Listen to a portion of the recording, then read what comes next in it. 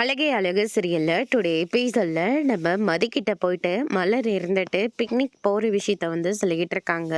நான் எதுக்காக அதுக்கெல்லாம் நீங்களே போயிட்டு வாங்க அப்படின்ற மாதிரி சொல்கிறாங்க. இந்த மாதிரி வாய்ப்பு ஏற்கனவே ஒரு தடவை வந்தது. ஆனால் வீட்டில் யாருமே அனுப்பவே மாட்டேன்னு சொல்லிட்டாங்க.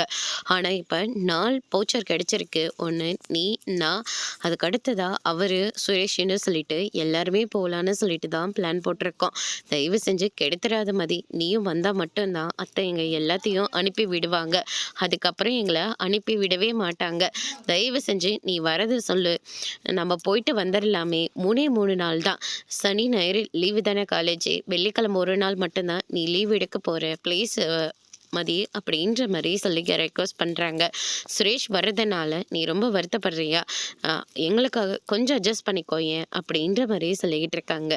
சரிங்கக்கா, நாங்கள் வர்றதுனால நீங்கள் ரொம்ப சந்தோஷப்படுறதா இருந்தா கண்டிப்பாக நான் வரேன்க்கா அப்படின்ற மாதிரி மதி சொல்லிடுறாங்க. இதை கேட்ட மலர் ரொம்பவே சந்தோஷப்படுறாங்க.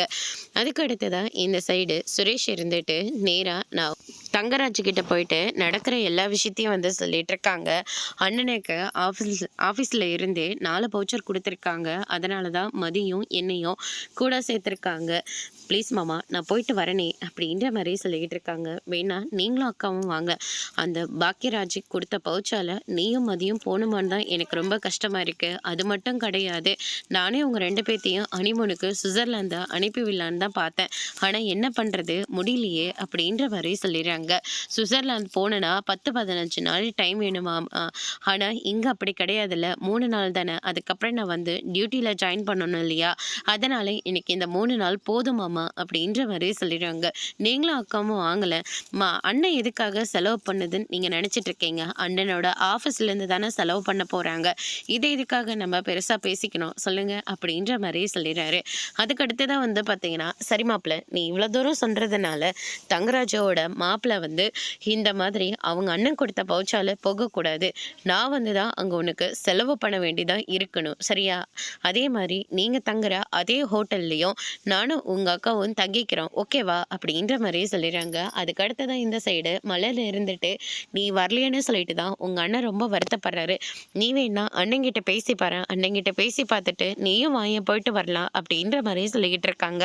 ஐயோ அண்ணி, நீங்களே சந்தோஷமாக போயிட்டு வாங்க. அதே மாதிரி சுரேஷும் மதியம் போயிட்டு வந்தோம், இன்னும் நான் ரொம்ப சந்தோஷப்படுவேன். அவங்க 2 பேரும் தான் இன்னும் புரிஞ்சுக்காம இருக்காங்க. 2 பேரும் புரிஞ்சுக்கிட்டு சந்தோஷமாக வாழ்ந்தா அதை விட நமக்கு வேற என்ன வேணும் சொல்லு அப்படின்ற மாதிரி சொல்லிடுறாங்க. அதுக்கு அடுத்ததான் பார்த்தீங்கன்னா, அவங்க 2 பேத்தையும் எப்படியாவது கூட்டிகிட்டு போய் ஒன்று சேர வச்சிடணும். அது மட்டும் இல்லை தேவி, நீ வந்தால் இன்னும் நான் ரொம்ப சந்தோஷப்படுவேன். அண்ணங்கிட்ட போய் எனக்காக பேசி பாரு. சரிங்க அண்ணி, நீங்கள் இவ்வளோ தூரம் சொல்கிறதுனால அவர்கிட்ட நான் பேசி பார்க்குறேன் அப்படின்னு சொல்லிட்டு தேவி ஒரு பக்கம் சொல்லிடுறாங்க.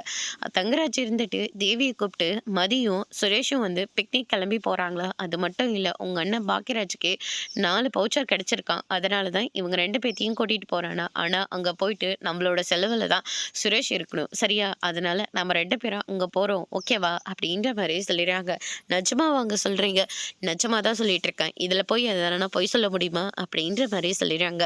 அதுக்கு அடுத்ததான் பார்த்தீங்கன்னா, உடனடியாக மலருக்கு ஃபோன் பண்ணி, அண்ணி நான் சொல்கிறதுக்கு முன்னாடியே அவரே என்னை கூப்பிட்டு பிக்னிக் போகலான்னு சொல்லிட்டார் அண்ணி. எனக்கு ரொம்ப சந்தோஷமாக இருக்குது, ரொம்ப சந்தோஷம். இந்த விஷயத்த உடனடியாக உங்கள் அண்ணங்கிட்ட நான் சொல்லிடுறேன் அப்படின்னு சொல்லிட்டு மலர் சொல்லிகிட்டு இருக்காங்க. அதுக்கு அடுத்ததான் இந்த சைடு பார்த்தீங்கன்னா, நம்ம மலர் இருந்துட்டு அவங்க அம்மா கிட்ட ஃபோனில் பேசிக்கிட்டு இருக்காங்க. இதெல்லாம் நடக்கிற விஷயமாமா, நீயே இங்கே இருந்துக்கிட்டே பாப்பாவோட ஃபோனில் வீடியோ காலில் தான் பேசிக்கிட்டு இருக்க.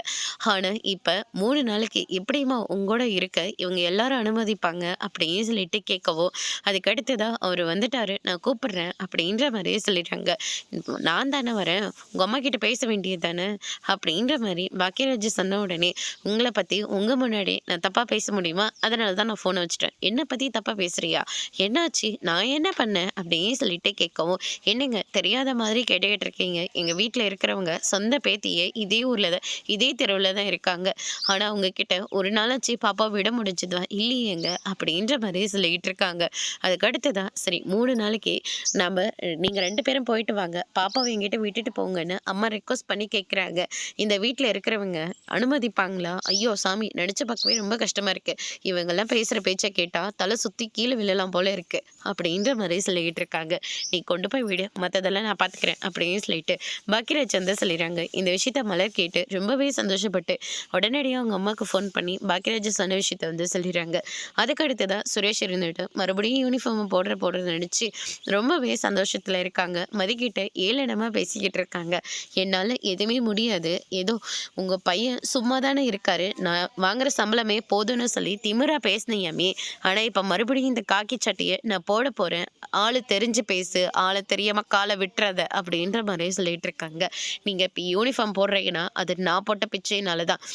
அப்படி ஒரு லெட்டரை நான் எழுதி கொடுக்கல, என்ன ஏமாற்றி என்னை கல்யாணம் பண்ணிட்டாரு, அப்புறம் எங்கள் அப்பா அம்மா ஏமாற்றி இந்த மாதிரி நிலமையில என்னை கொண்டு வந்து விட்டுட்டாங்க. இந்த வீட்டில் நான் படாத கஷ்டப்படுறேன்னு ஒரே ஒரு கம்ப்ளைண்ட் கொடுத்தேன்னா மொத்தமாக கேன்சல் ஆகி இப்போ சஸ்பெண்டில் தான் இருக்கீங்க, மொத்தமாக வேலை போயிடும், ஞாபகம் வச்சுக்கோங்க. நான் போட்ட பிச்சைனால தான் மறுபடியும் இந்த யூனிஃபார்மை எடுத்து நீங்கள் மாட்டுறீங்க அப்படின்ற மாதிரி சொல்லிடுறாங்க. சுரேஷ் இதை கேட்டு ரொம்பவே கோவப்படுறாங்க. அடுத்த நாள் காலையில் வீட்டை வேலை செய்கிறதுக்காக ஒரு லேடி ஏற்பாடு பண்ணியிருக்காங்க. நான் இன்னைக்கு காலையிலைக்கும் மதிக்கும் சமைச்சு வச்சுட்டேன், நைட்டு மட்டும்தான் இவங்க சமைக்க போகிறாங்க, 3 நாளைக்கு என்னென்ன சமைக்கணுமோ எல்லாத்தையும் லிஸ்ட்டு போட்டு கொடுத்துருக்கேன் அப்படின்ற மாதிரி மலர் வந்து சொல்லிட்டு இருக்காங்க. என்னமோ ஒன்று, எனக்கெல்லாம் இல்லை சுத்தமாக ஈடுபாடே இல்லை அப்படின்ற மாதிரி அவங்க அத்தை சொன்ன உடனே அதுக்கடுத்துதா பாப்பாவை பத்திரமா பார்த்துக்கோங்க, அங்கே நிறைய குளிரும் இல்லை, ஷொட்டர்லாம் எடுத்து வச்சுக்கோங்க, அங்கெல்லாம் அவ்வளோ குளிர் இருக்காது அப்படின்ற மாதிரி சொன்ன உடனே அவனே ஆஃபீஸில் கொடுத்த பவுச்சால தானே கிளம்பிட்டு இருக்காங்க, நல்லபடியாக போயிட்டு வரட்டும் விடுவேன் அப்படின்ற மாதிரியே சொல்லிடுறாங்க. பாப்பாவை பத்திரமா பார்த்துக்கோங்கன்னு சொல்லிட்டு இருக்க உடனே மலரோட முகமே மாறி போகுது. அதோடு இன்னைக்கான எபிசோட் முடிச்சிருக்காங்க. இனி அழகே அழகே சரியில்லை, அடுத்தடுத்து என்னெல்லாம் நடக்க போகுதுன்றதை வெயிட் பண்ணி பார்க்கலாம். தேங்க்யூ.